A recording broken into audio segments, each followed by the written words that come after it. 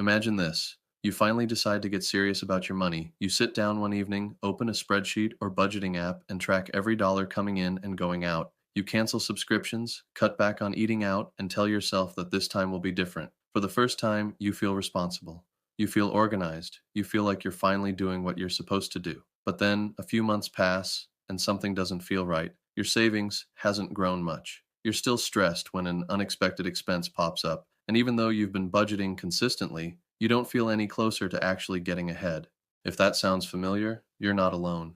In fact, according to a recent survey by Bankrate, more than half of Americans say they budget or track their spending, yet nearly 60% still couldn't cover a $1,000 emergency without borrowing money. That disconnect is exactly what we're talking about today. In this video, I want to explain why most people never get ahead, even with a budget, and more importantly, what's missing from the equation. By the end, you'll have a clearer way to think about money that goes beyond just tracking expenses and actually leads to progress. Welcome to Aaron's Money Manual, where we simplify money so you can stress less and live more. Let's jump in.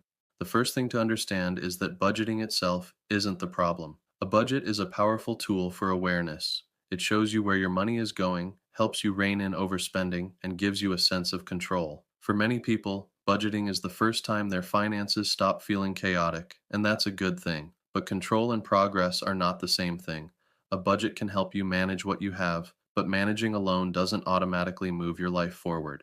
This is where a lot of people get stuck. They believe that if they just budget harder, cut more aggressively, and stay disciplined long enough, everything will eventually fall into place. But the reality is that most budgets are designed to help you survive, not to help you grow. They focus almost entirely on cutting and limiting rather than building and expanding. And while cutting expenses can help in the short term, there's a hard limit to how much you can cut. Once your rent, groceries, insurance, and basic living costs are covered, there's only so much left to optimize.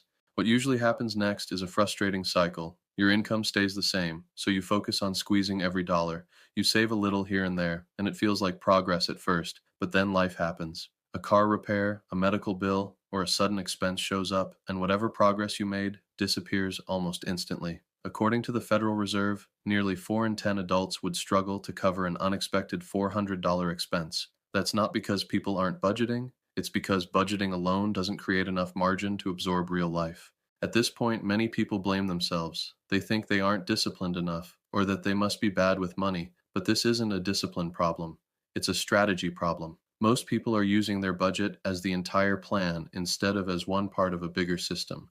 A budget is meant to support a strategy, not replace it. Here's a realization that tends to surprise people. You can budget perfectly and still stay broke. You can track every dollar, never overspend, and follow all the rules, and still feel stuck. That's because most budgets are defensive by nature. They protect you from overspending, but they don't push you forward. They help you avoid losing ground, but they rarely help you gain any. Halfway through this video, I want you to think about this for a moment. If your budget looks great on paper, but your life hasn't changed at all, something important is missing. And once you see what that missing piece is, budgeting starts to make a lot more sense. The people who actually get ahead financially usually do something different. They still budget, but they don't stop there. They focus on building momentum, not just maintaining control. And that momentum almost always comes from three underlying shifts, whether they realize it or not. The first shift is that income eventually has to grow. You can only cut expenses so far, but income has no real ceiling. Career growth, skill building, side income, and negotiating pay all change the math in ways that cutting expenses never can. When income grows, saving stops feeling like a sacrifice. Investing becomes possible. Emergencies become inconveniences instead of disasters. According to data from the U.S. Census Bureau, households that increase income over time are far more likely to build net worth, even if their spending rises slightly, because growth creates flexibility. The second shift is automation. Most people rely on willpower to save whatever is left at the end of the month. The problem is that there's usually nothing left. People who get ahead flip that approach. They move money automatically before they ever see it. Savings, investments, and retirement contributions happen in the background, without constant decision making. Automation turns progress into a system instead of a test of discipline, and over time that consistency adds up in a big way.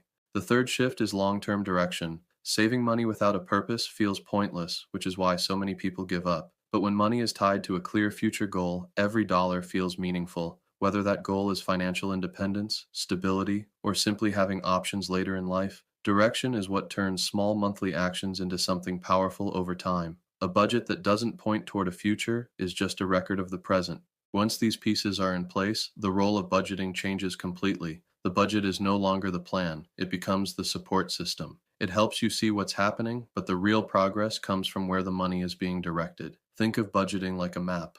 A map is useful, but without a destination, it doesn't actually take you anywhere. Strategy gives the map a purpose. Thank you for watching Aaron's Money Manual. I am grateful for everyone's support, and I truly appreciate you taking the time to watch and learn. Please like, comment, and subscribe for weekly videos, and share this video with anyone you think might benefit from a simple, stress-free approach to investing. If you haven't yet, check out my recent videos for more helpful tips and strategies to take control of your finances. I hope you find them useful, and I can't wait to share more actionable advice with you in future videos. Thanks again for watching, and I'll see you next time.